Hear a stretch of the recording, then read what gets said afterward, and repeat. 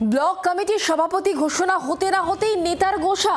তৃণমূলের চেয়ারম্যানের পদ থেকে ইস্তফা উদয়ন নারায়ণপুরের বিধায়ক সমীর বাজার। সভাপতি নির্বাচনে মতানৈক্যের জেরেই ইস্তফার সিদ্ধান্ত।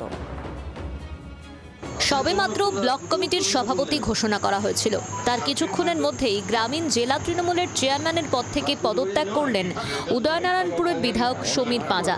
ভোটের আগে এভাবে পদত্যাগ ঘিরে শুরু হয়েছে রাজনৈতিক চাপানোতর। সূত্রের খবর, ইতিমধ্যেই দলের সর্বভারতীয় সভাপতি সুব্রত বক্সির কাছে পদত্যাগপত্র পাঠিয়েছেন তিনি। কিন্তু কেন হঠাৎ পদ থেকে ইস্তফা? জেলা কমিটিতে নতুন সভাপতি বাছাই নিয়ে মতানৈক্যের জেরেই পদত্যাগের সিদ্ধান্ত সমীরের।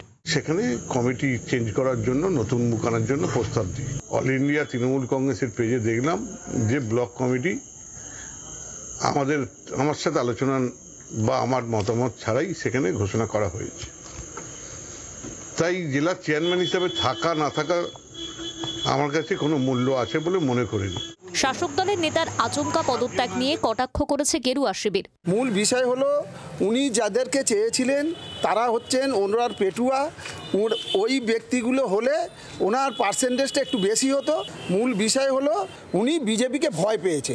বিধানসভা ভোট আসতে এখনো কয়েক মাস বাকি। তার আগে জেলার নেতাদের পদত্যাগ কি তৃণমূলকে বেকায়দায় ফেলবে?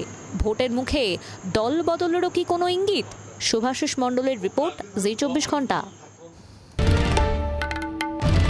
বাংলার আওয়াজ, বাঙালির আবেগ, জি 24 ঘন্টা।